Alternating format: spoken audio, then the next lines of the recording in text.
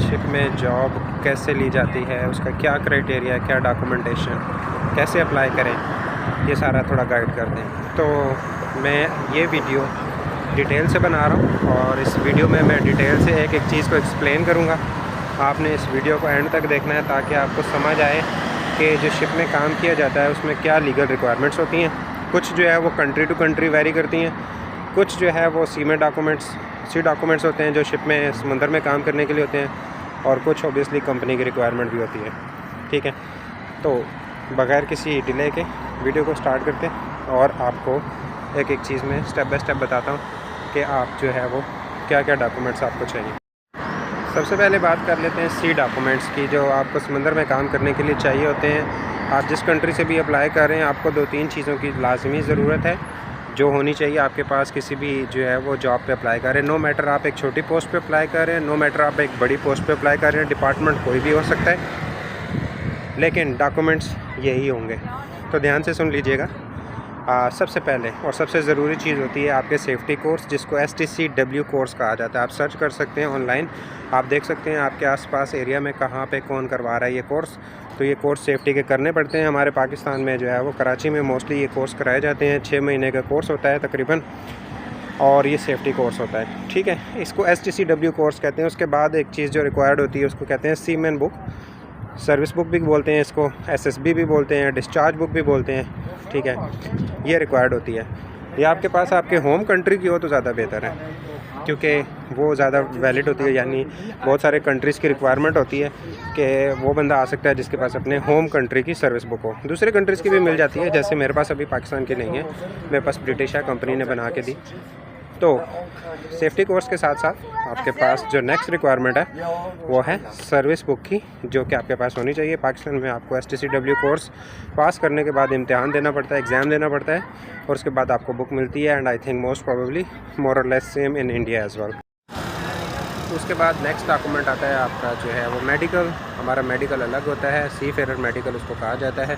बहुत सारे कंट्रीज़ में उसके अलग नाम हैं। ENG1 बेसिकली जो है वो मोस्ट फेमस है वर्ल्ड वाइड, और कुछ कंपनीज़ की रिक्वायरमेंट होती है आपके पास ENG1 मेडिकल होना चाहिए। कुछ कंपनीज़ की होती है कि आपके पास आपके होम कंट्री में इससे सिमिलर, इससे मिलता जुलता जो भी मेडिकल है आप उसको एक्सेप्ट करें। अब पाकिस्तान के केस में ENG1 पाकिस्तान में नहीं है अवेलेबल, तो मेरे पास जो है वो दूसरा रेगुलर सी फेरर मेडिकल है।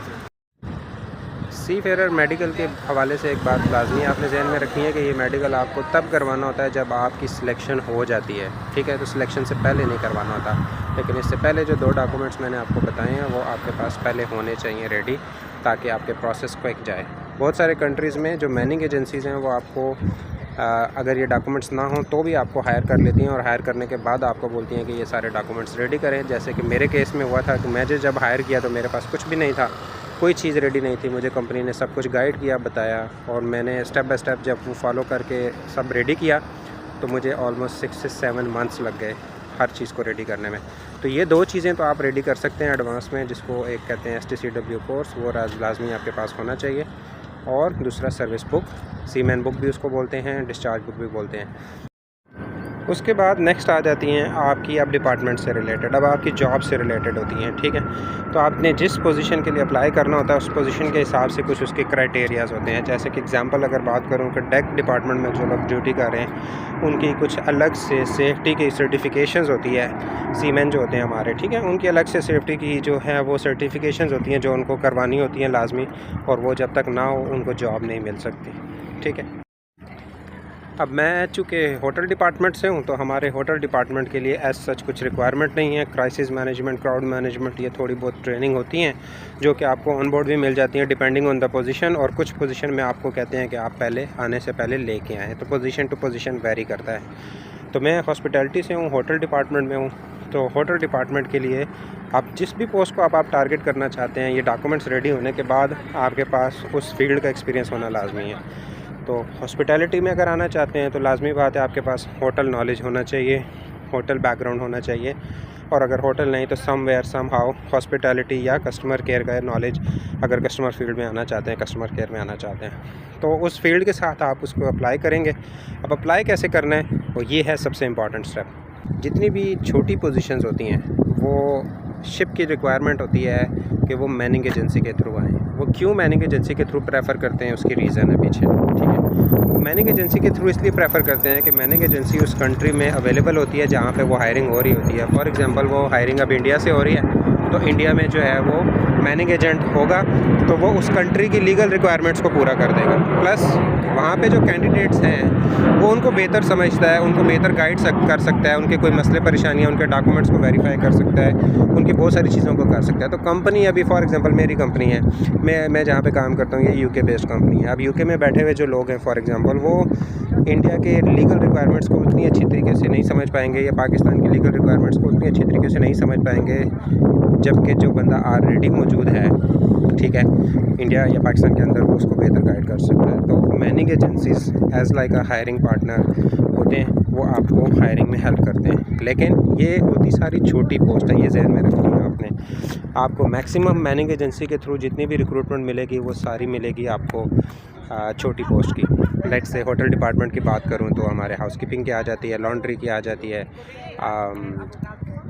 F&B की आ जाती है, back of the house, front of the house, ठीक है, इस तरह से कुछ जॉब्स आ जाती हैं। फिर कुछ जो हैं वो जॉब्स आपकी टेक्निकल की भी होती हैं जो कि आ जाती हैं इसके अंदर।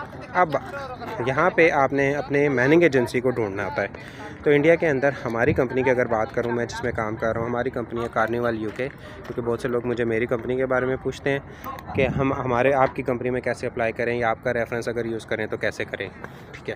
तो कार्निवल यूके में मैं काम करता हूँ, ठीक है, बहुत ही अच्छी कंपनी है। और मैं आपको अगर अपनी पर्सनली बात करूँ तो मुझे पर्सनली 12-13 साल हो गए हैं अब्रॉड काम करते हुए, और ये one of the best company है जिसमें मैं काम कर रहा हूँ। और ये ओनली कंपनी है जहाँ पे मैं 3 साल से ज़्यादा अभी तक काम कर रहा हूँ। मैंने किसी कंपनी में 3 साल से ज़्यादा काम नहीं किया, 2 साल से ज़्यादा बल्कि नहीं काम किया। तो आप ख़ुद समझ लें कि मैं 3 साल से ज़्यादा हो गए इधर ही काम कर रहा हूँ, तो फॉर श्योर कि this is one of the best among the rest.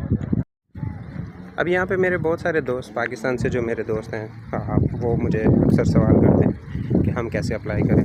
अब पाकिस्तान में मैनिंग एजेंसी है, बिल्कुल है, लेकिन वो जो मैनिंग एजेंसी है वो लिमिटेड है, ठीक है। वो सिर्फ़ और सिर्फ टेक डिपार्टमेंट को डील करती है, टेक्निकल को यानी डील करती है, वो हमारे होटल साइड को डील नहीं करती।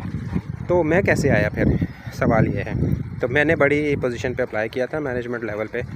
तो वो जो मैनेजमेंट लेवल की जो पोजीशंस होती हैं वो आती हैं ऑनलाइन हमारी कंपनी की डायरेक्ट वेबसाइट के ऊपर। तो मैं आपको जो है वो नेक्स्ट वीडियो में वो भी शेयर कर दूंगा, वेबसाइट भी, मैनिंग एजेंसीज़ के नाम शेयर कर दूंगा। इंडिया में जो मैनिंग एजेंसी है वो कौन सी है, उसका क्या नाम है, उसका एड्रेस वगैरह, कॉन्टैक्ट नंबर एट्सट्रा, यहाँ से आप वैकेंसीज़ देख सकते हो, अप्लाई कर सकते हो। एंड सेम फॉर फिलीपींस, जो मेरे दोस्त फिलीपींस के हैं या इंडोनेशिया के हैं या वो पाकिस्तान के हैं। पाकिस्तान की जो मैं डिटेल शेयर करूंगा वो बेसिकली होगी सिर्फ़ और सिर्फ टेक डिपार्टमेंट की, तो होटल डिपार्टमेंट की नहीं होगी, ठीक है। This is currently I can say कि वो पाइपलाइन में है, अभी काम चल रहा है, मैं कोशिश कर रहा हूँ। और इनफैक्ट हमारे जो इस्लामाबाद में ऑफिस है वो भी कोशिश कर रहे हैं कि हमारा जो है होटल डिपार्टमेंट का एग्रीमेंट हो जाए, ताकि जो है वो हम पाकिस्तान से होटल डिपार्टमेंट की पोजीशंस भी जो है वो भेज सकें। तो करंटली नहीं है। करंटली होटल डिपार्टमेंट में अगर मेरे जो दोस्त हैं, मेरे जो आने चाहते हैं, फ्रेंड सर्कल या बाकी लोग जो आना चाहते हैं, वो ऑनलाइन वेबसाइट शेयर करूंगा आपके साथ, उसको आपने देखते रहना है। वहाँ पे जो आएगी वो मैनेजमेंट लेवल की होगी, छोटी पोजीशन नहीं होगी, यानी कम से कम भी असिस्टेंट मैनेजर लेवल की होगी, ठीक है। तो उसमें अगर आप अप्लाई करें तो आप डायरेक्ट ऑनलाइन अप्लाई कर सकते हैं। मैंने हर बात इस वीडियो के अंदर शेयर कर दी है, फिर भी कुछ चीज़ें रह गई हैं, मतलब जो कि वो आपके क्वेश्चंस आने से ही पता चलेगा कि आपको क्या क्लियर हुआ है, क्या नहीं हुआ है, ठीक है। मतलब वो कुछ चीज़ें केस टू केस भी हैं, नेशनलिटी टू नेशनलिटी भी हैं और पोजीशन टू पोजीशन भी हैं, ठीक है। ये जो जनरल बातें थी वो मैंने सारी आप लोगों के साथ शेयर कर दी हैं, ताकि आप उसको प्रोसेस को स्टार्ट करें, जो भी आना चाहते हैं, जो भी इंटरेस्टेड हैं करने के लिए। किसी का भी कोई भी क्वेश्चन हो, आपको कोई चीज़ पूछनी है, नहीं समझ आ रही, आप कमेंट करके मुझसे पूछ सकते हैं। इसी वीडियो में कमेंट कर दें, मैं आपको उसकी फिर नेक्स्ट वीडियो में आंसर कर दूंगा या उसी कमेंट में उसको रिप्लाई कर दूंगा।